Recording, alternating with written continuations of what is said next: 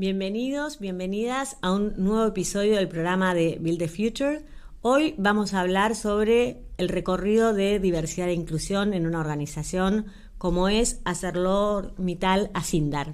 Para eso lo tenemos a Cristian Escobar.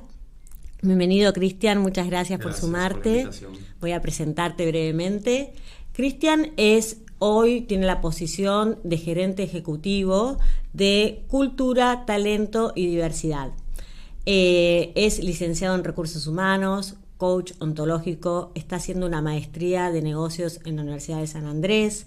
Además, hace 27 años que trabaja en ArcelorMittal Acindar, así que tiene una enorme trayectoria y hoy nos va a compartir cómo comenzaron a recorrer este camino. ¿Te parece? Empecemos por ahí, está bueno empezar por el principio, un principio, si se quiere, consciente, donde por allá por el 2019 empezamos a trabajar con foco en mujeres. Trabajo en una industria siderúrgica típicamente masculinizada, con lo cual las primeras acciones que tomamos fue incorporar mujeres operarias, porque sí había, por supuesto, mujeres en la organización, pero muy focalizado en el área de administración. Todo un desafío para esa época y el primer hito en este recorrido fue incorporar 4 mujeres operativas a la planta de alambres de la planta de Villa Constitución. Ese fue el primer hito que nos empezó a fijar el recorrido hacia adelante. Súper interesante. Ahora, ustedes comenzaron, Cristian, previo al 2019 con algunas acciones aisladas, tengo entendido. Luego en el 2019 ya comenzaron un recorrido más planificado, más consciente, como bien describís vos, ya con algunos cambios, ¿no? De incorporar mujeres, con foco en mujeres, que eso también es interesante. Y luego de un par de años, más de un par de años de este recorrido, ¿ustedes ya perciben los beneficios de haber comenzado en iniciativas de diversidad e inclusión? Mira, sí, la respuesta es sí. Y gracias por la pregunta. Hay un doble beneficio. La que más nos toca en lo personal y en lo emocional es cómo le cambiamos la vida a muchas personas que ya son parte de la organización. Trabajar en diversidad nos permite y nos está permitiendo que las personas puedan empezar a ser ellas. Básicamente algo tan simple como eso.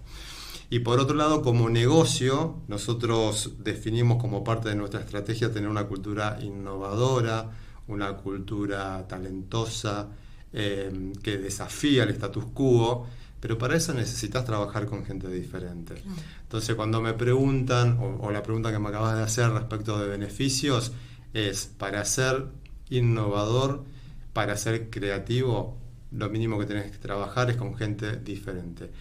Por supuesto que la mirada de género, hoy estamos orgullosos de que nuestro comité de dirección está compuesto, son 7 en total, de las cuales 3 son mujeres, una gran diferencia en la mirada en la toma de decisiones. Ahí ya tenemos un primer cambio. Y el segundo, como te decía, es empezar a trabajar en esta mirada no solamente de género, sino también de trabajar con aquel que no piensa igual que yo, que es igual o más desafiante que solamente trabajan en género. Yo te podría nombrar estos 2 beneficios. Para el negocio, empezar a trabajar en innovación conscientemente y empezar a dar lugar a voces distintas. Y para las personas, espacios cada vez más respetuosos, donde las personas puedan decir, yo soy X y me identifico de esta manera. Y hay toda una batería de acciones que acompañan esta creación de estos espacios. Ahí después vamos a ir a las baterías de acciones, algunas de ellas. Pero es interesante también, Cristian, esto que mencionás, que esto trasciende el género, ¿no? Totalmente. O sea, uno comienza, obviamente, por una cuestión de negocio, de que mira, digamos, cómo está compuesta la organización y demás, y debe iniciar por algún eje, ¿no? Claro. Que yo digo. Pero después trasciende el género, es, bueno, cómo me relaciono con el otro, en trabajos y en espacios respetuosos y demás. Y en este recorrido, vos mencionás algunos beneficios y demás, pero seguramente habrá habido también algunos desafíos, ¿no? Algunas cuestiones que vos decís, bueno, esto se nos está complicando, si bien vemos lo bueno. Yo te lo traería solamente que en presente. Sí. Tenemos grandes desafíos. De hecho, seguimos, digamos, con algunos focos particulares, si bien nosotros estamos convencidos que trabajar en diversidad es en un sentido amplio. Pero también fijamos, cuando hablamos de diversidad, ¿dónde vamos a poner foco? Claro. Entonces, este año, principalmente en 2024, estamos trabajando fuertemente en mujeres, en el colectivo LGBTIQ+, en discapacidad y en edades. Estos serían como los pilares bases, pero trabajamos como diversidad en un sentido amplio. Respecto de las dificultades, lo que estamos aprendiendo en este tiempo, que la diversidad está dada, está, digamos, somos parte, somos seres únicos y diferentes. La cuestión es trabajar en la inclusión. Y lo que nos dimos cuenta es el miedo que genera lo diferente. Entonces, las dificultades o las barreras están ahí. Es trabajar en primer lugar, con quienes ya somos parte de esta organización, en poder conversar sobre esto. Si no damos lugar a conversar, qué nos está pasando con lo diferente, difícilmente la inclusión va a ser facilitada. Puede haber push, puede haber presiones de incorporar, pero también queremos lograr que las personas que ingresen a la organización se queden. Entonces, como hablamos de dificultad, la más importante para nosotros es trabajar con quienes toman decisiones, con los miedos de esos. Primero, reconocer que el miedo es parte de la humanidad, de nuestra vulnerabilidad, y dar lugar a conversar sobre esto en las organizaciones. Pero para también tomar decisiones conscientes. Y aparte, hace muy poco estábamos conversando, estamos diseñados, nuestro cerebro nos junta con quienes somos parecidos. Entonces, trabajar en inclusión es un esfuerzo. No es que nos es fácil trabajar con el diferente. Entonces, hay que hacer un esfuerzo racional, consciente y una planificación, si se quiere, organizada y sistematizada para poder trabajar, incluyente. Y cuando hablamos de incluir, incluso aquel que se identifica como de los grupos mayoritarios. ¿Qué te pasa a vos con esto? ¿Qué nos pasa a nosotros con esto? Y ahí es donde creo que tenemos el quid de la cuestión para poder abrir otras ventanas y poder transformar la organización. Totalmente. Uno de los mayores desafíos, sin duda, es romper con el status quo, ¿no? O sea, nos da miedo, porque si siempre hacemos esto de esta forma, ¿por qué ahora lo tengo que hacer diferente, ¿no? Entonces, creo que es un gran tema poder instalar el tema, mirarnos hacia adentro, mirarnos como equipo y decir, bueno, ¿qué nos genera romper con el status quo y atravesar el miedo y poder cambiarlo y poder incluir miradas diferentes? Seguramente en este recorrido habrá habido muchos momentos satisfactorios a nivel personal, ¿no? Siempre que uno comienza estas iniciativas dice, bueno, qué bueno esto. ¿Cuál es qué bueno esto que decís, ¿no? Esa satisfacción personal. Hay varias, pero hace muy poco estuvimos trabajando por primera vez más fuertemente en talleres de sensibilización, de sensibilidad respecto a lo que es discapacidades, donde las personas libremente se pueden sumar. Y después de esas actividades, personas ya que están en la organización, empezando a contar las historias que ellos ya hoy tienen, donde tienen o hijos o primos o alguien cercano con discapacidad, y cómo la emoción y cómo la organización de alguna manera se vuelve más humana en ese sentido. Esto es satisfactorio. Y lo otro que me parece, si sería como tenemos que hablar de hijos que vamos dejando o la huella que vamos dejando, es instaurar. Yo creo que cuando hablamos de transformación cultural hay algo que por ahí no se le da tanta importancia, pero es la conversación en los espacios formales de la organización. Nosotros tenemos una iniciativa que empezamos más fuertemente este año por marzo, que se llama Hablemos de Day, que es desde la reunión de la dirección hasta cada encuentro de los gerentes con sus reportes, iniciar las reuniones hablando de diversidad.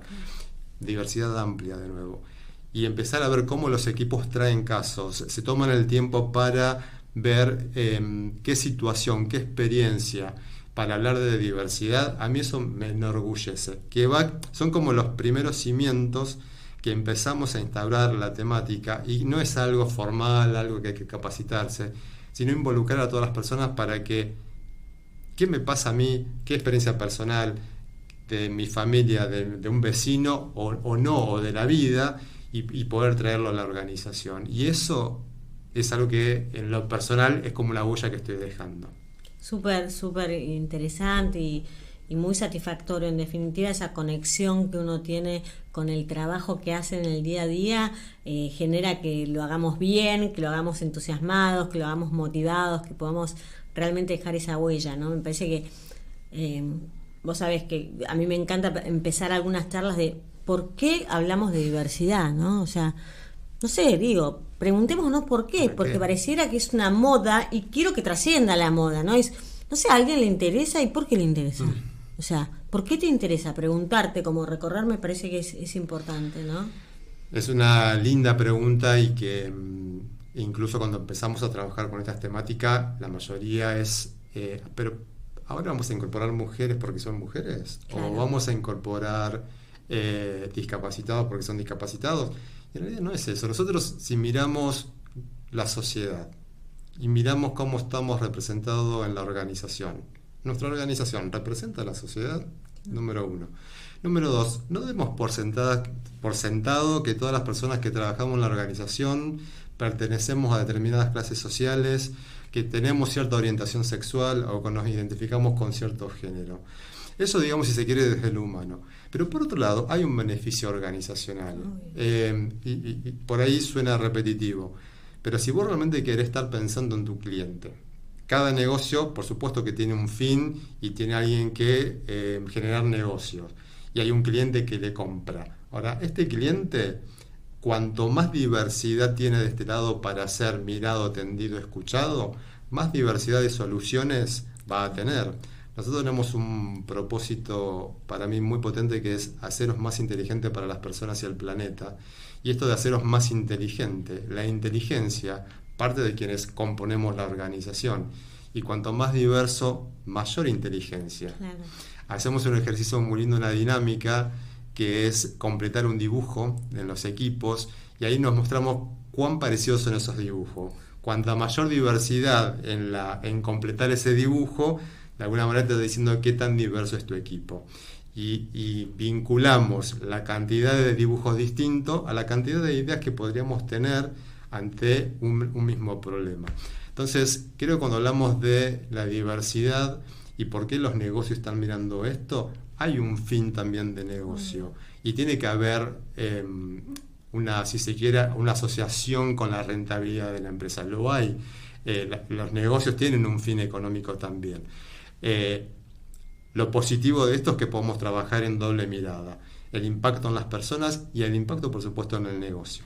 Totalmente. Aparte, las organizaciones tienen que ser rentables, pues no pagan los salarios, básicamente.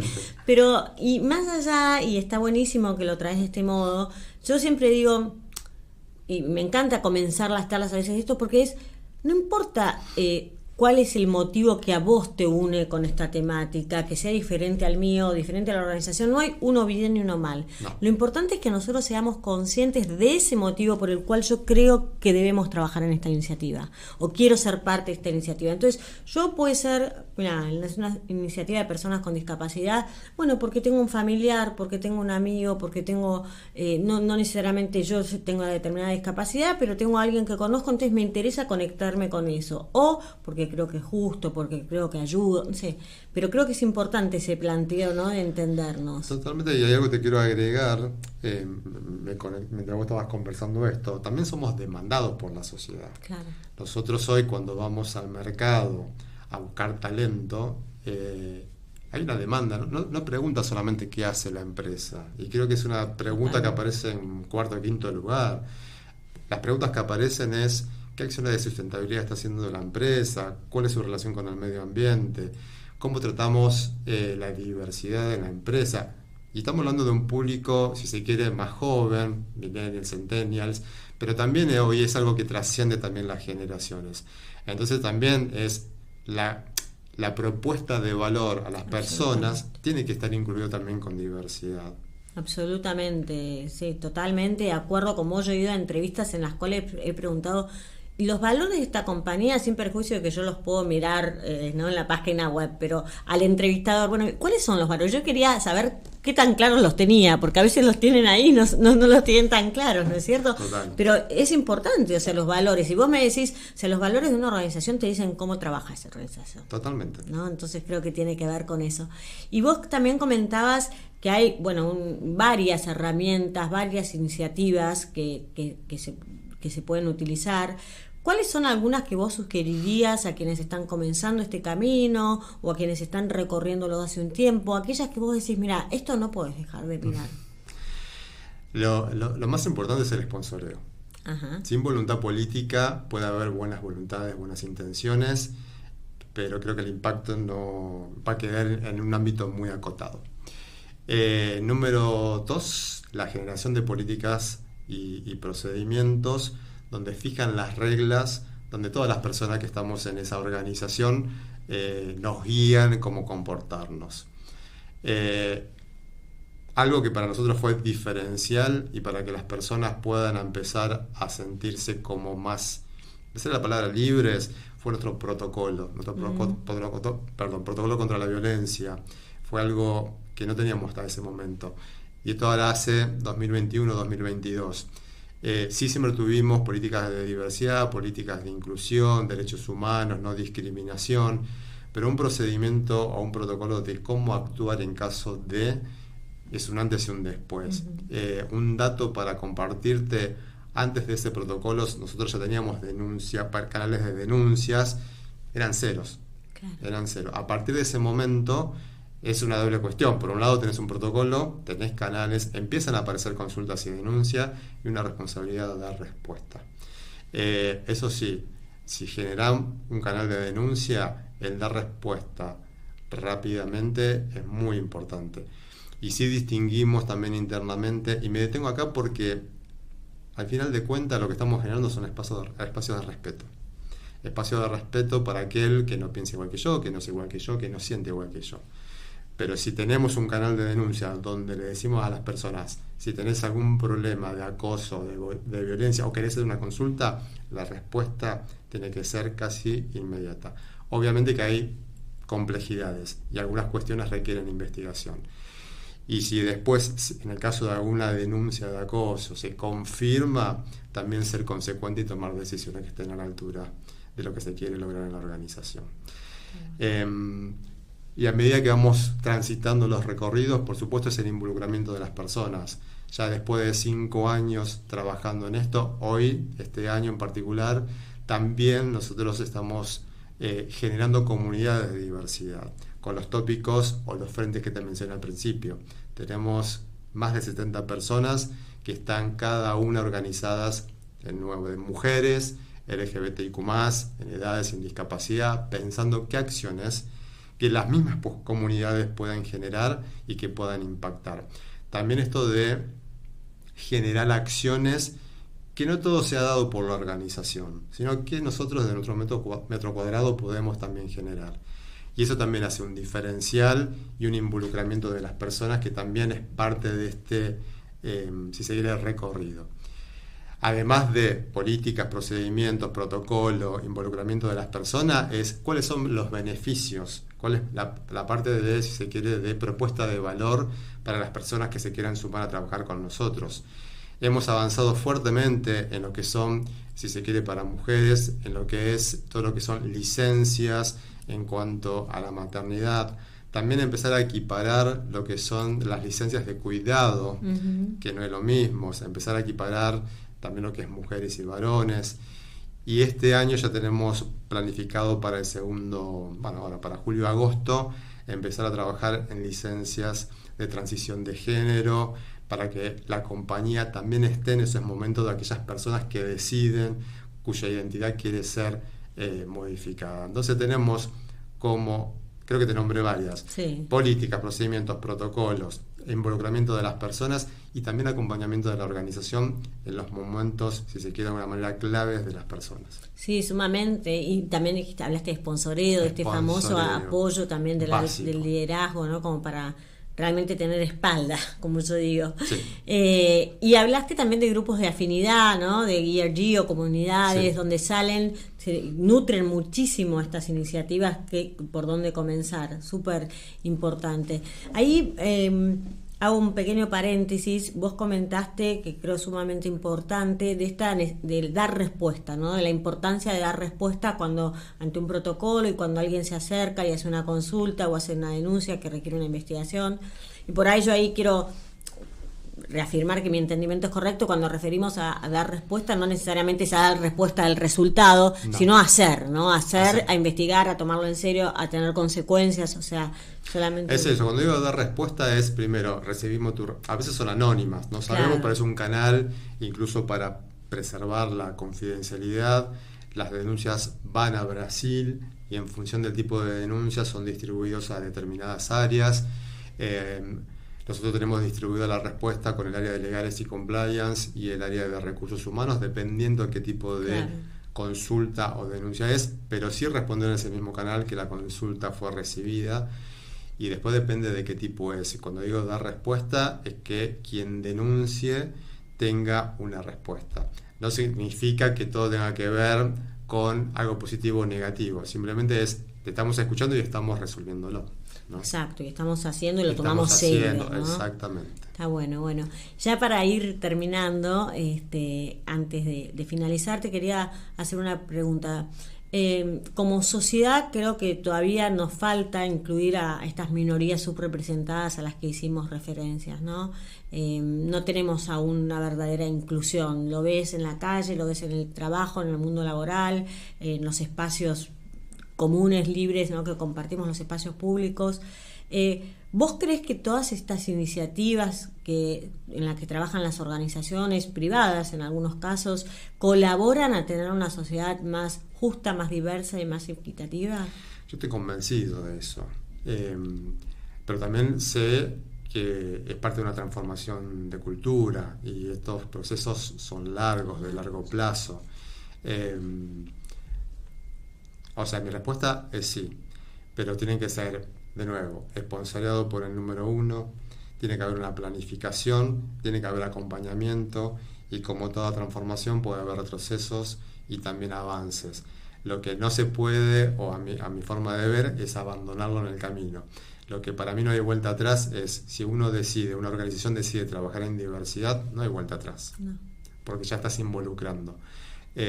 Así mi respuesta es sí, y creo que estamos muy lejos. O sea, hablando de la organización que yo hoy trabajo, hemos tenido avances fuertes en mujeres, pero estamos muy lejos de lo que esperamos. Y el resto de las diversidades, hoy tenemos mucha fuerza en lo que es entrenamiento y sensibilidad, pero si yo hablo de inclusión, bueno, yo creo que el indicador va a ser cuando las personas que ya somos parte de la organización podemos abiertamente hablar, si es que hay, para mí seguro, pero hoy no veo todavía una apertura 100% a poder ser libres y a decir quiénes somos, no por la organización en sí, sino que esto requiere tiempo, es empezar a confiar que las acciones que se están llevando son, como dije, consistentes en el tiempo y que todo lo que decimos también tiene una consecuencia en la acción. Es más importante lo que hacemos que lo que decimos. Seguro. Y está bueno porque, viste, en esta escala de la tolerancia hacia el camino de la diversidad e inclusión, no quedarnos en la tolerancia o en la aceptación, sino en la valoración, ¿no? Poder avanzar un poco más. Totalmente. Me quedo con esto, que se necesita paciencia y resiliencia. Mucha. No hay que abandonar este camino que a veces no es tan fácil. Y que es un camino de ida. Totalmente, es un camino de ida.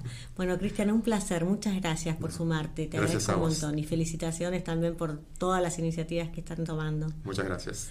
Bueno, a nuestros oyentes les agradecemos por habernos escuchado, por llegar hasta aquí. Seguramente les ha resultado de sumo interés todo lo que Cristian ha comentado, y nos vemos en el próximo episodio del programa de Build the Future. Gracias.